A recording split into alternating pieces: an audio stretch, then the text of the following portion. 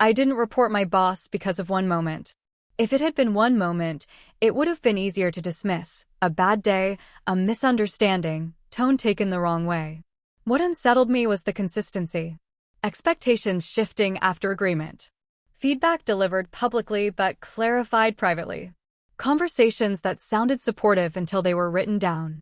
By the time I opened the HR portal, I had already rewritten the explanation in my head several times, trying to make it sound reasonable instead of personal. I wasn't accusing anyone of anything dramatic. I was documenting patterns. Context. The kind of details people say matter when decisions are made later. The meeting itself felt calmer than the days leading up to it. HR asked questions slowly, giving space between answers in a way that made me feel like accuracy mattered more than speed. They encouraged specifics, dates, examples, messages that illustrated tone rather than isolated incidents. Transparency, they said, helps us understand the full picture. I remember leaving with the strange relief that comes from saying something out loud after carrying it quietly. Nothing had changed yet, but acknowledgement creates the possibility that something might. The follow-up email arrived within an hour asking for written notes to accompany the conversation. The phrasing sounded supportive, almost appreciative of the detail I'd already shared. Documentation protects everyone, the message said. I spent the afternoon organizing examples carefully, trying to separate interpretation from fact. When I finally sent the document, it felt less like escalation and more like completion. At 6:14 that evening, a new meeting appeared on my calendar. The title was neutral. The timing wasn't. The meeting was scheduled for the next morning, which felt faster than I expected, but not alarming enough to question. HR processes often move quickly once documentation exists. That's what I told myself as I reread the calendar details, searching for context that wasn't there. No agenda. No additional attendees listed. Just a short block of time that suggested conversation rather than conclusion. That night, my inbox felt louder than usual. Routine messages carried weight they hadn't before, every thread suddenly capable of becoming reference. I noticed myself rereading exchanges with my boss, not looking for mistakes, but for tone, the subtle shifts that are easy to feel and harder to prove. Documentation doesn't change what happened. It changes how clearly it can be described later. In the morning, my boss's first message to me was unusually formal. No greeting shorthand, no conversational phrasing, just a direct request for status updates on projects we'd already discussed the previous day. The content wasn't different. The distance was. Formality signals awareness, even when it doesn't explain why. I answered carefully, aware that written responses now carried more permanence than they had a week earlier. When HR encourages documentation, every message starts to feel like part of something larger. A coworker asked if everything was okay after noticing the meeting on my calendar. I hadn't shared it, which meant visibility extended beyond me. Calendar transparency is normal, but context changes how normal things feel. I told them it was just a follow-up. At 9:07, a second notification appeared. Another meeting added for later that week. The title used a word I hadn't heard yet. Alignment. The word alignment stayed with me longer than the meeting itself. It sounded collaborative, the kind of language organizations use when they want conversations to feel constructive rather than corrective. Still, the placement, appearing before the first follow-up even happened, created a sense of sequence I couldn't fully explain. The HR meeting that morning felt measured, almost procedural. They asked clarifying questions about examples I'd submitted, occasionally referencing dates with precision that suggested my notes had already been reviewed closely. Nothing about the conversation contradicted my experience. But nothing expanded on it either. The tone lived in that careful space where acknowledgement doesn't reveal direction. At one point, HR asked whether I felt expectations had been clearly communicated over time. The question sounded neutral, but its framing shifted emphasis from behavior to perception. I answered honestly, describing the difficulty of tracking moving targets without assigning intent. They nodded in the way people do when answers fit a structure they're already building. When the meeting ended, they thanked me for the documentation again and said they would speak with relevant parties.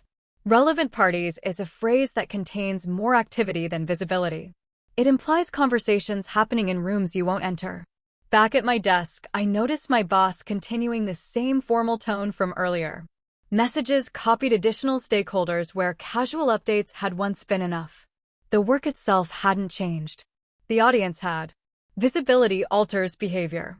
That afternoon, I opened my submitted notes to reread them and noticed a comment marker I didn't remember seeing before. A small indicator showing the document had been accessed and annotated. The timestamp was from earlier that morning, before our meeting began. The annotation itself was brief, a highlighted sentence and a comment asking for clarification about a timeline I had already explained in the meeting. It wasn't the content that unsettled me. It was the timing. The note had been added before I walked into the room, which meant my documentation wasn't being read alongside the conversation. It was shaping it. I tried to remind myself that preparation was normal.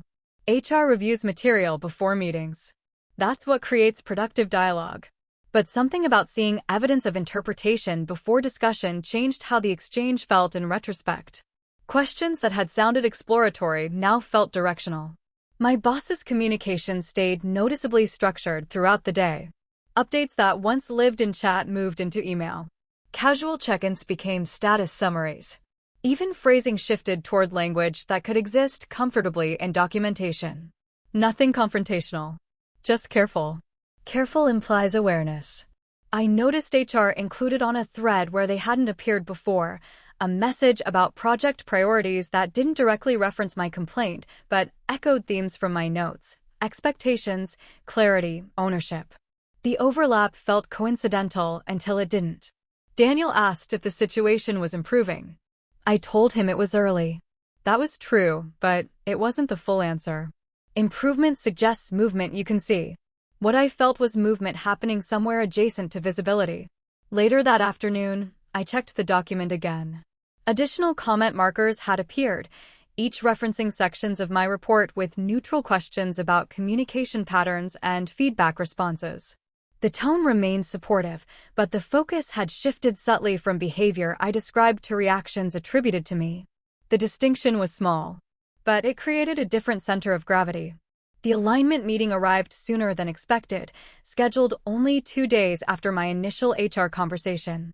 The compressed timing made it difficult to interpret whether momentum meant resolution or escalation. Calendars don't explain intention, they reveal priority. I entered the meeting expecting clarification about next steps, but the structure felt different immediately.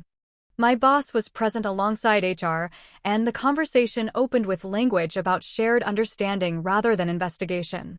Shared understanding suggests symmetry, even when experiences aren't symmetrical. Examples surfaced quickly, situations I had documented now framed as moments where communication appeared strained or expectations seemed unclear on both sides. The shift wasn't overt. It lived in phrasing that redistributed emphasis without contradicting facts. Where I had described pressure, the discussion referenced misalignment. Where I had described shifting direction, the conversation highlighted adaptability challenges. Nothing sounded false. It sounded reorganized. I noticed HR referencing details I hadn't included in my written report, specific meetings, phrases, observations that suggested additional context existed beyond what I provided. The familiarity unsettled me more than disagreement would have. It implied the narrative about my experience was being constructed from multiple vantage points simultaneously. After the meeting, my boss thanked everyone for the conversation in a follow-up email that summarized key themes using language that felt finalized. Not decision language. Pattern language. The kind that becomes reference later. Daniel asked how it went. I told him it felt like the story had more chapters than I'd written. That evening, a new notification appeared in my inbox. Performance conversation scheduled. The wording didn't mention the complaint at all. The performance conversation appeared on my calendar with the same neutral formatting as every other meeting that week, but context changed how neutrality felt. The title didn't reference my HR report or the alignment discussion. It existed alongside them as if it were part of a separate sequence, one that had been scheduled regardless of what I'd said. I opened the meeting details expecting an agenda. There wasn't one. Just HR, my boss, and 30 minutes that sat between two routine project check-ins like it belonged there. Normal placement can disguise unusual momentum.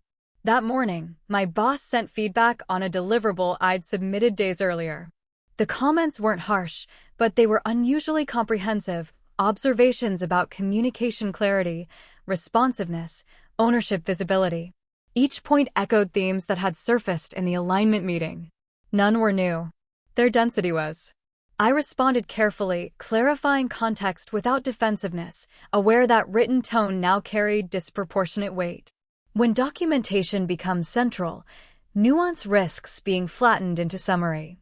Around noon, I opened a shared workspace to upload revisions and noticed a feedback summary attached to my profile that I didn't remember receiving before. The document looked familiar in language if not in structure. Similar examples, similar phrasing, but arranged as evaluation rather than discussion. The timestamp showed it had been created the previous afternoon. After the alignment meeting, I tried to recall whether it had been shared directly with me. I couldn't. That uncertainty lingered longer than the content itself. Documentation that exists before you're aware of it changes how conversations feel afterward. Daniel messaged asking if things were settling. I looked at the calendar notification again. The performance conversation was tomorrow. The sequence felt closer than the explanation. I slept lightly, not because I expected the worst, but because uncertainty resists closure. When conversations shift into documentation, outcomes feel less spontaneous and more cumulative, like something assembling quietly in parallel with your understanding of it. The performance conversation began with familiar language, appreciation for my work, acknowledgement of complexity, reassurance that feedback aimed to support alignment. The structure mirrored previous check-ins, which made the content harder to interpret when emphasis changed.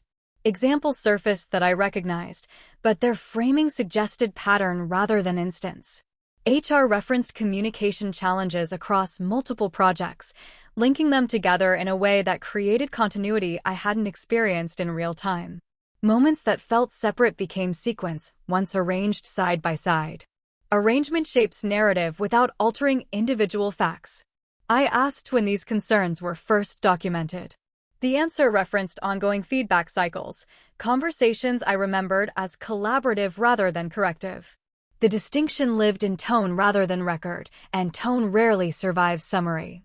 After the meeting, a recap email arrived outlining key discussion points using language that echoed the feedback summary I'd discovered the day before.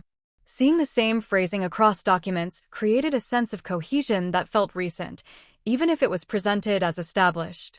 Daniel stopped by my desk, voice quiet. "Feels formal," he said. Formal was the right word. Not hostile. Not confrontational. Structured in a way that suggested the conversation belonged to a process already in motion. Later that afternoon, I checked the document history again. Additional entries had appeared. Not new examples. Just more certainty around them. The document history showed small changes, wording tightened, categories added, examples grouped under themes that sounded more evaluative than descriptive. Nothing dramatic had been inserted. The shift came from organization. Separate moments now appeared connected, creating momentum that hadn't been visible when they happened individually. I tried to remember how those moments felt in real time. Collaborative. Contextual. Sometimes tense, but not directional. Seeing them arranged differently didn't change what occurred, but it changed how easily they suggested progression. My boss continued communicating in the same measured tone, copying stakeholders where conversations had once stayed between us. The audience around routine work expanded, which meant interpretation expanded with it. Visibility doesn't create problems. It creates records. Daniel mentioned leadership asking for project summaries across the team, not just from me. That sounded normal on the surface, but timing altered its weight. Summaries provide clarity. They also provide comparison. Comparison creates narrative. I opened the HR portal out of habit and noticed a new entry confirming documentation received and review ongoing. The language remained supportive, but its placement alongside performance notes blurred boundaries between the two processes. Complaint and evaluation now existed in adjacent folders. Adjacent processes can converge without announcement. That afternoon, I received a request to acknowledge feedback formally through the system, not agreement, just receipt. The phrasing emphasized transparency and shared understanding, consistent with everything else happening. Still, acknowledgement marks a moment where discussion becomes record. I hovered over the confirmation button longer than necessary. When I clicked it, the timestamp appeared instantly. Another small marker placing my experience into sequence. Acknowledging the feedback didn't feel like acceptance, but it felt final in a way conversation hadn't. Systems capture moments cleanly. Nuance doesn't translate into timestamps, only actions do. Receipt logged. Discussion recorded. Sequence extended. The next morning, I received a performance summary document attached to my profile with the same examples that had circulated across meetings, now consolidated into a single narrative. Reading it felt like recognizing something familiar arranged into a conclusion I hadn't reached. What unsettled me most wasn't disagreement. It was the presence of details I hadn't included in my HR report, phrasing from meetings, references to conversations I remembered but hadn't documented. Context that suggested observation had existed alongside my experience rather than following it. They knew more than I told them. I checked the document metadata out of instinct, not suspicion. Creation date, recent. Revision history, dense. Multiple contributors within a short window, each change reinforcing consistency rather than introducing new information. Consistency can be constructed quickly when direction exists. Daniel asked if the situation felt clearer. I struggled to answer. Clarity implies understanding cause. What I felt was understanding structure without fully grasping origin. Later that day, HR sent a brief message confirming a final review meeting later in the week to discuss next steps. The wording stayed neutral, but neutrality felt different now that documentation carried momentum. I opened my original report again, comparing language. My words were there, just positioned differently. The question wasn't whether they were accurate. It was when they started becoming evidence. The final review meeting sat on my calendar like something that had always been there, even though it hadn't existed a week earlier. The name suggested conclusion, but the path toward it still felt partially invisible. Documentation created momentum that didn't always announce its direction. I spent the morning rereading the performance summary, tracing where my own language intersected with evaluative phrasing. The overlap wasn't exact. It was interpretive, examples reframed to highlight pattern, context condensed into implication. Nothing fabricated, just arranged with a different center. Arrangement creates inevitability. My boss's communication remained steady, neither warmer nor colder, which made it harder to locate intent. Neutral behavior can feel supportive or distancing depending on sequence. When records accumulate, neutrality often signals adherence to process rather than absence of opinion. I noticed another update in the document history, categories expanded, commentary tightened, references cross-linked to earlier notes I didn't remember seeing. The cross-links created continuity backward, suggesting the narrative had roots before my complaint surfaced. Whether those roots existed then or were established now became difficult to separate. Daniel mentioned HR had requested broader feedback about team communication patterns, framed as routine calibration. Calibration implies adjustment, but it also creates comparative context. Context influences interpretation without altering individual events. That afternoon, HR sent a reminder for the final review along with materials I'd already seen, consolidated into a single folder labeled discussion reference. The organization suggested readiness rather than exploration. I closed the folder and tried to imagine the meeting as conversation. But the structure felt closer to presentation. Sequence had been assembling quietly. Tomorrow, I would hear where it led. The final review meeting began with the same careful tone as every conversation before it, which made the shift harder to register when it arrived. Appreciation first. Context second. Then language that positioned the discussion as culmination rather than continuation. HR walked through the performance summary methodically, connecting examples into themes that sounded coherent when presented together. Communication clarity. Responsiveness. alignment with evolving expectations. Each point referenced moments I recognized, now arranged to suggest trajectory rather than circumstance. I listened more than I spoke, not out of agreement, but because the structure left little space for interruption without disrupting flow. Presentations create momentum, responses feel reactive within them. When they explain the decision, the phrasing emphasized fit rather than fault, transition rather than termination. Words chosen to sound procedural, almost inevitable, as if sequence itself had produced the outcome. I noticed how often my own descriptions appeared in the summary, not quoted directly, but echoed. Situations I'd documented as pressure surfaced as examples of misalignment. Requests for clarity appeared as difficulty adapting. The transformation wasn't dramatic. It was subtle enough to feel plausible. They asked if I had questions. I asked when the concerns first became formal. The answer referenced ongoing documentation cycles, conversations reframed through continuity rather than initiation. The explanation made sense structurally even as it felt unfamiliar experientially. After the meeting, the termination email arrived quickly, containing the same materials arranged into final form. Reading them outside the room, one detail lingered longer than the rest.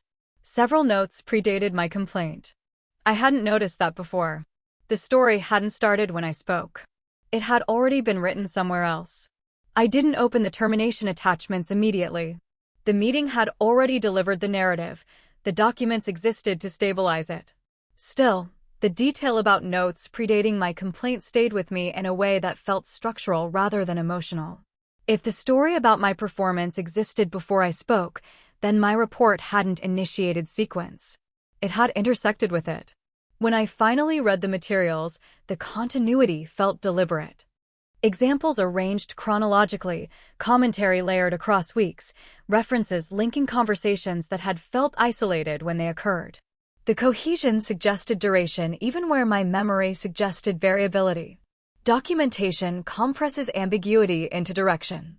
I searched for the earliest entry tied to communication concerns and found one attached to a meeting I remembered as routine, a quick check-in that hadn't carried evaluative tone at the time.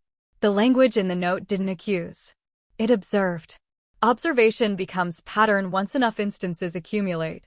Daniel called later that evening, asking how the meeting went. I explained the structure rather than the outcome because structure felt more revealing. He paused before saying something that shifted the frame slightly. Leadership had asked about team dynamics weeks ago, he said. Not about you specifically. Just patterns. Patterns require collection before they're named. I reopened the document history and traced revisions backward. Early entries appeared sparse, almost tentative, then denser near the end. Momentum increased around the same time I submitted my complaint, but the foundation existed earlier. The distinction mattered. My report hadn't created the narrative. It had provided material that fit inside one. I closed the file, realizing understanding sequence wouldn't change what happened. But it might change how final it remained. The next morning felt quieter than I expected. Termination creates immediate logistical movement, access changes, notifications, practical adjustments, but cognitive movement lingers longer. I kept returning to the earlier notes, not to dispute them but to understand their origin. When documentation begins influences how its meaning evolves. I requested my personnel file through the standard process, framing it as clarification rather than challenge. The confirmation arrived quickly, procedural language reinforcing that records exist independently of interpretation. Access to them creates perspective, not revision. While waiting, Daniel sent a message describing a conversation he'd overheard weeks earlier about observation periods. Not investigations. Observation. The distinction mattered because observation doesn't announce itself. It accumulates context quietly until context resembles conclusion. I thought about the meetings referenced in the earliest notes, moments that had felt collaborative, exploratory, sometimes uncertain. Seeing them labeled as indicators didn't make them inaccurate, but it changed their weight retroactively. Weight alters trajectory. The personnel file arrived as a compressed archive that looked ordinary enough to belong to any employee. Inside, documents mirrored what I'd seen, but additional metadata revealed timestamps for creation and revision that extended further back than I'd realized. Nothing dramatic. Just earlier beginnings. One entry referenced feedback consolidation initiated before my HR report was logged. Initiated implies direction. I stared at that word longer than the rest. If consolidation had already started, then the termination conversation wasn't the first moment decisions became possible. It was a later stage presented as culmination. My phone buzzed with a short message from Daniel. "They're reviewing timing," he wrote. "Timing only matters when sequence becomes visible." I opened the personnel file again, this time paying less attention to what was written and more to when it appeared. Timestamps create quiet hierarchies. Some entries initiate movement, others confirm it. The consolidation note Daniel's message echoed sat near the middle of the file, not the beginning, which meant earlier observations had already existed before they were grouped. Grouping creates direction. I traced the earliest reference tied to communication feedback and noticed its revision history included multiple contributors across departments. Not commentary, just acknowledgement, small confirmations that information had circulated before it was summarized.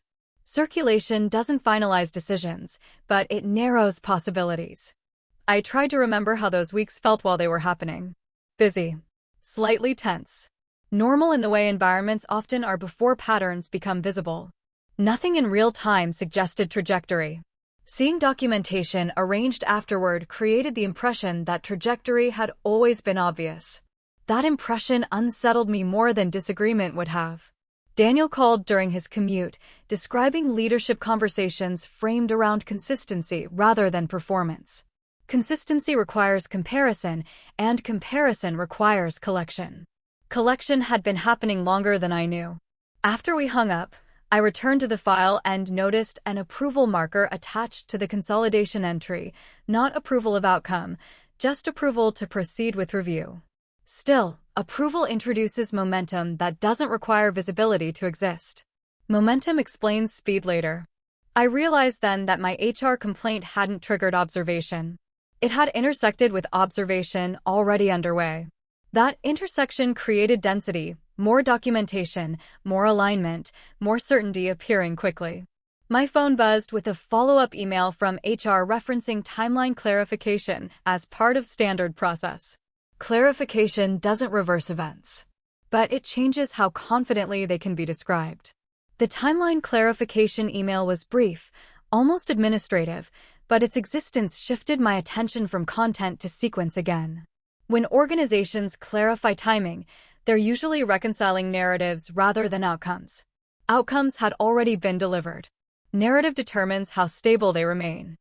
I exported the metadata from the personnel file into a simple list, stripping away language until only dates and revisions remained.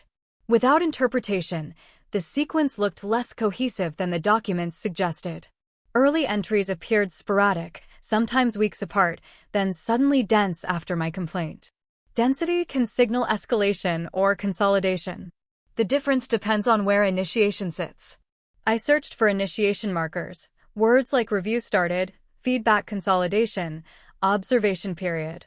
The earliest instance appeared in a note created days before I reported my boss, referencing the need to monitor communication patterns across several projects.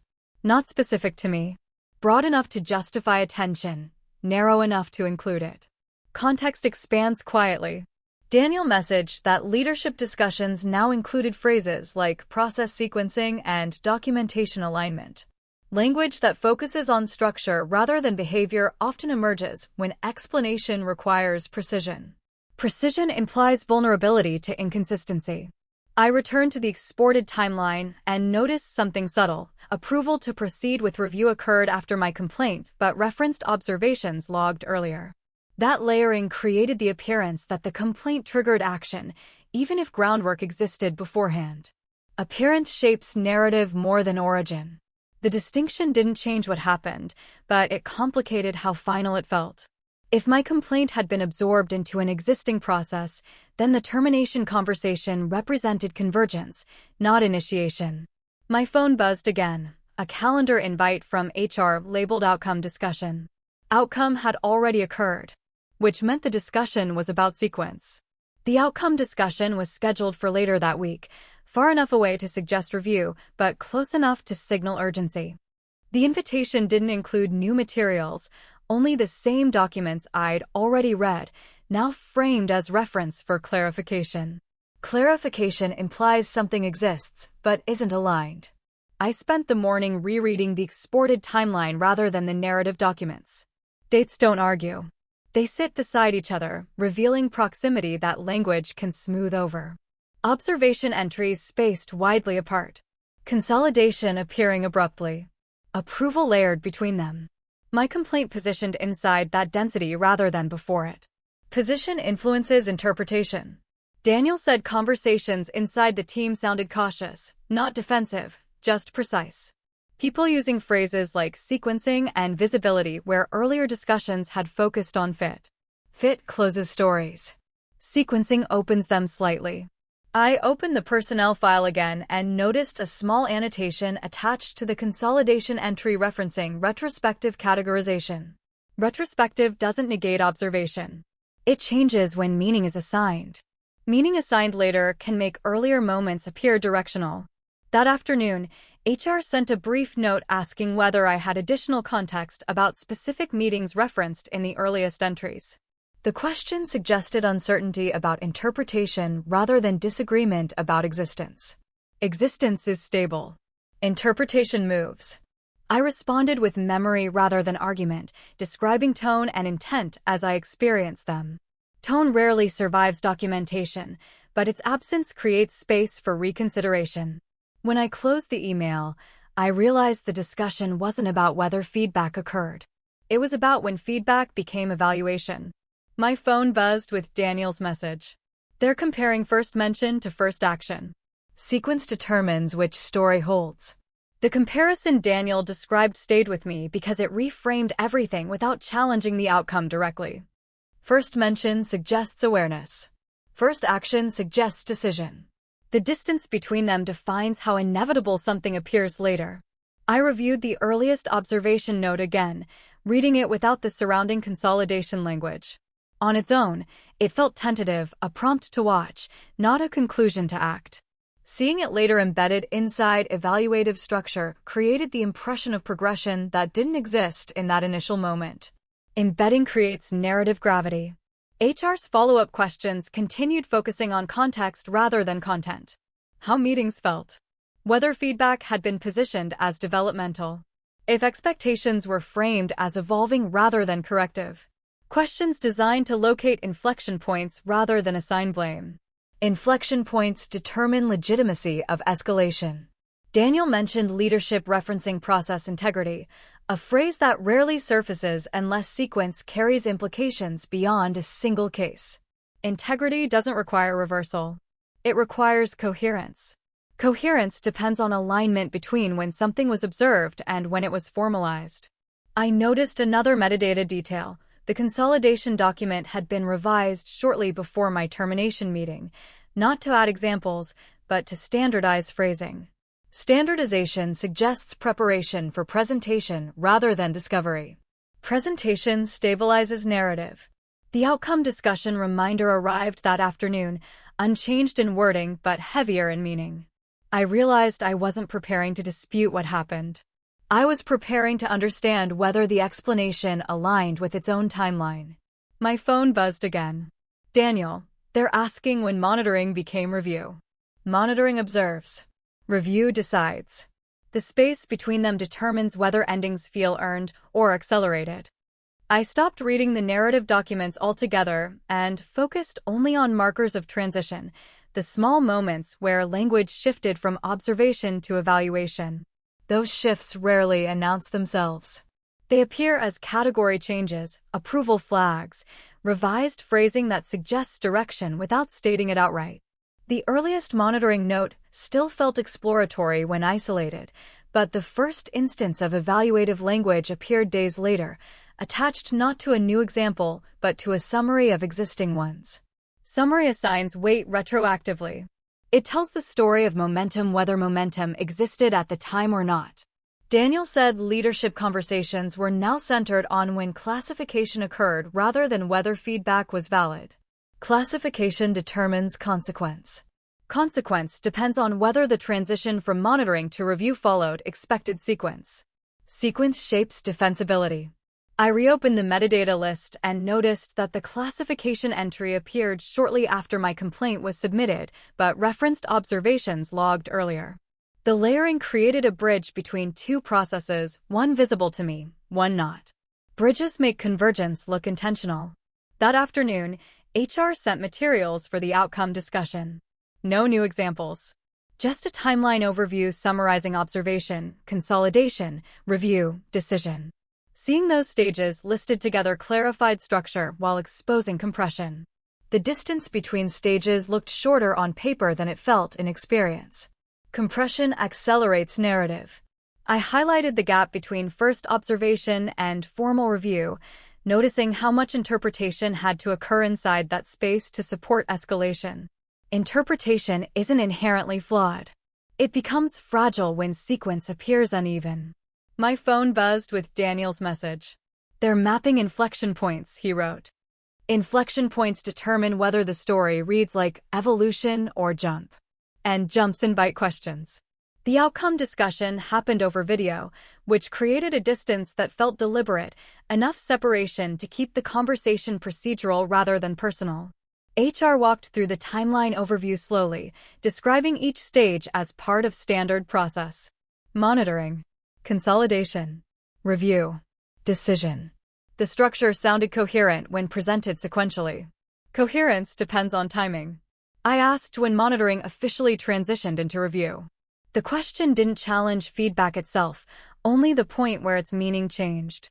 HR referenced consolidation as the moment patterns became visible, which made review necessary.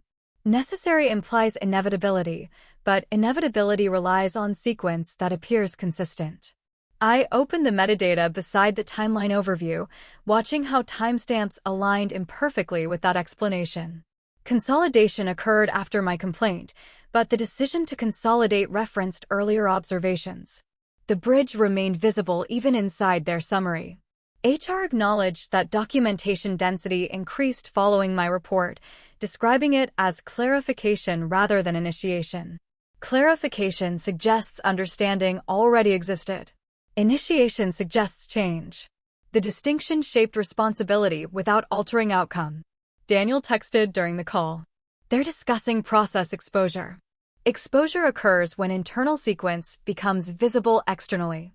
I listened as HR emphasized that feedback validity wasn't in question, only the sequencing of formalization relative to communication.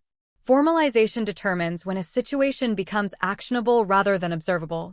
If formalization appears compressed, escalation can feel accelerated even when observations are accurate. After the call, I reread the timeline overview again. The stages were clear. The distances between them weren't. And that uncertainty meant the story wasn't fully settled yet. The timeline overview didn't contradict what happened. That was the part one kept returning to. Every example existed. Every conversation had occurred. But sequence determines how events feel, whether they read as progression or compression.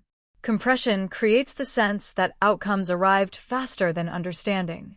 I spent the morning isolating transition points again, focusing on where language hardened. The monitoring notes used tentative phrasing. Consolidation introduced themes. Review applied evaluative labels. None of those steps were inappropriate individually. The question was whether their spacing supported the speed of the final decision. Spacing influences legitimacy. Daniel said leadership conversations now included comparisons to other review timelines, not to question this case, but to establish consistency. Consistency protects process. Inconsistency creates exposure even when conclusions remain defensible. I reopened the classification entry and noticed a subtle detail I'd overlooked. The approval marker for formal review appeared shortly after consolidation, but referenced documentation that hadn't yet been standardized. Approval preceding standardization suggested momentum independent of narrative clarity. Momentum can outrun explanation. HR sent a follow-up email summarizing the outcome discussion, reiterating that feedback validity remained unchanged while sequence was under review. Under review doesn't reverse outcomes. It introduces pause in how confidently they're framed. Pause changes tone. I realized the conversation had shifted from whether my termination was justified to whether its timeline appeared aligned with process expectations. Alignment determines how stable final decisions remain when examined. My phone buzzed with Daniel's message. They're asking when presentation was prepared. Presentation implies readiness before delivery. I closed the timeline file, recognizing that readiness itself might be the inflection point. The moment sequence stopped being observational and became directional. The presentation materials surfaced the next morning, not as new evidence, but as earlier drafts of the summary used in my termination meeting. Seeing them felt like stepping behind the moment that had seemed definitive. Draft language revealed hesitation where the final version conveyed certainty. Certainty is often edited into place. Editing marks transition from review to decision. The earliest draft framed themes as emerging rather than established, positioning feedback as ongoing conversation. Later drafts tightened phrasing, grouping examples more decisively, shifting tone from exploratory to evaluative. The examples didn't change. Their weight did. Daniel said leadership was focusing on when that shift occurred relative to communication with me. Communication anchors sequence externally. If internal shifts precede external awareness too closely, outcomes can appear accelerated even when supported. Acceleration creates perception risk. I compared draft timestamps to the metadata list and saw that presentation preparation began before formal review approval was fully documented. Not dramatically earlier, but enough to blur the boundary between analysis and conclusion. Boundaries protect process integrity. HR's note that afternoon referenced remediation pathways as part of sequence clarification. Remediation doesn't imply error. It implies adjustment where process visibility creates uncertainty. Adjustment restores coherence more than it restores outcomes. I reread the drafts again, noticing how small language changes created inevitability that earlier versions lacked. The story about my performance hadn't been invented. It had been stabilized. Stabilization fixes trajectory. Daniel texted. They're asking if decision momentum outpaced review documentation. Momentum is invisible while it's happening. It becomes visible only when someone traces where certainty appeared before explanation did. And once certainty appears early, endings start to look less final. The phrase decision momentum stayed with me because it captured something I had felt without naming. Outcomes rarely appear suddenly inside organizations. They accumulate weight through drafts, approvals, and preparation long before they are delivered as final. What changes is when that accumulation becomes visible. I mapped the draft timeline beside the approval markers again, noticing how presentation language stabilized before formal review documentation fully reflected that certainty. The difference wasn't dramatic, but it created a sequence where readiness preceded completion. Readiness doesn't decide outcomes, yet it signals direction. Direction influences interpretation. Daniel said leadership discussions now focused on whether communication timing aligned with internal confidence levels. Confidence is intangible until it appears in documentation.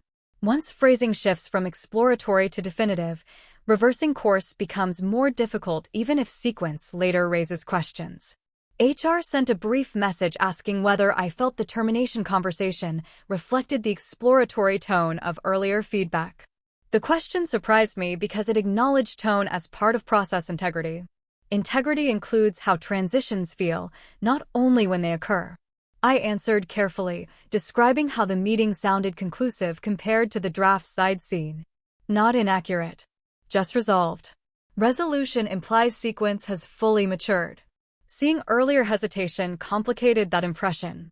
I returned to the metadata list and noticed the final presentation file had been locked shortly before my meeting, while review documentation continued updating afterward. Locking stabilizes narrative even when supporting material evolves. Stabilization creates tension if sequence appears reversed.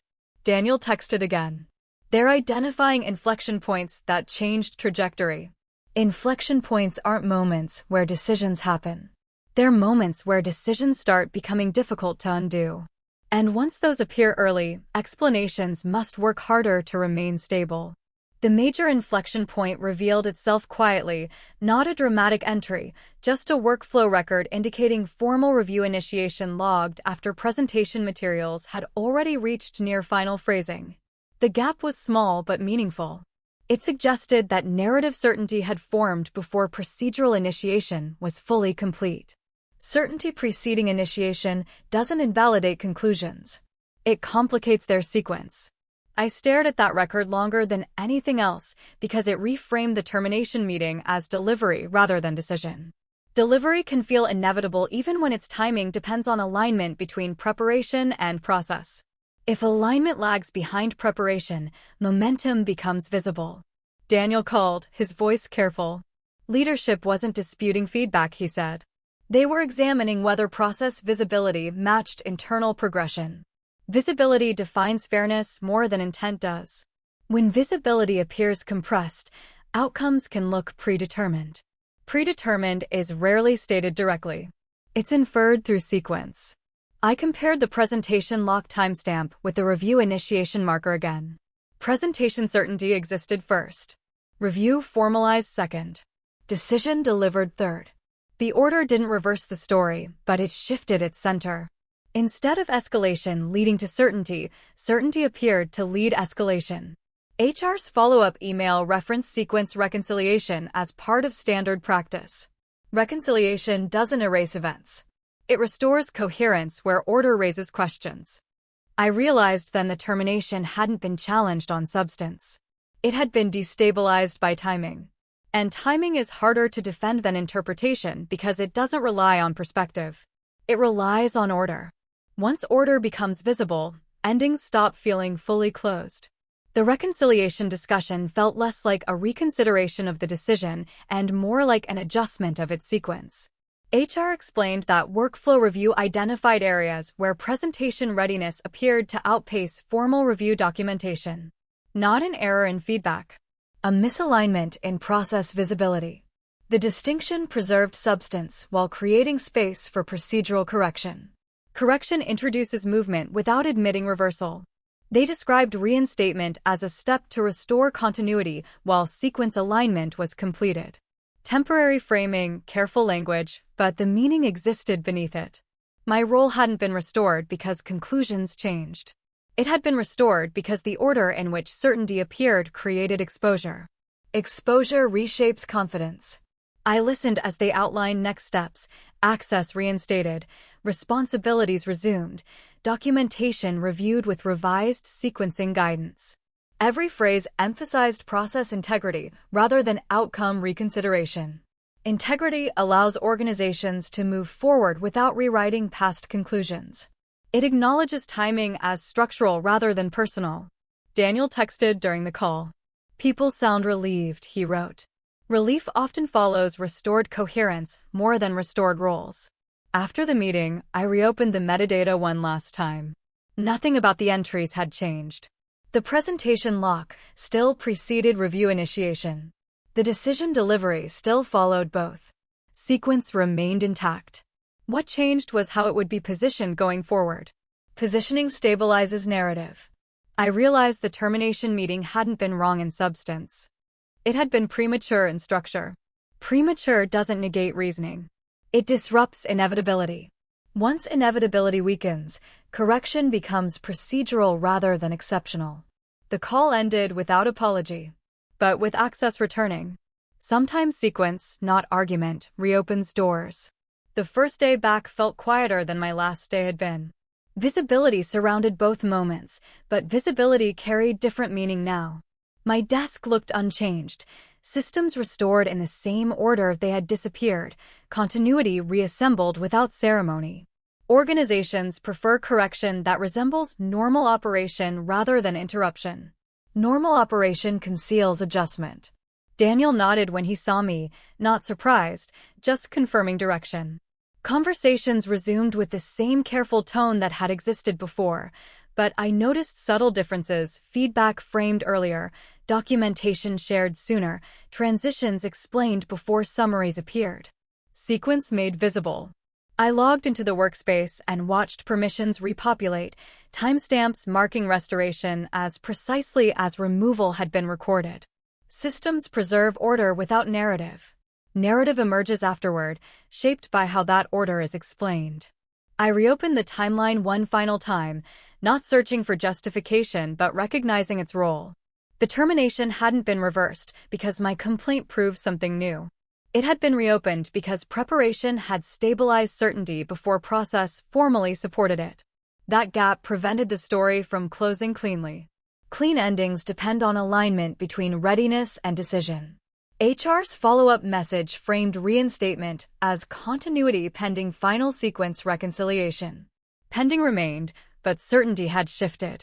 My experience existed alongside their documentation rather than beneath it. Parallel timelines resist singular conclusions. I understood then that they hadn't known more than I told them because I failed to explain clearly. They knew more because observation had begun before conversation. And when conversation intersected with momentum already moving, sequence determined who controlled the ending. They ended my role in a meeting. The timeline made it impossible for that meeting to be the beginning.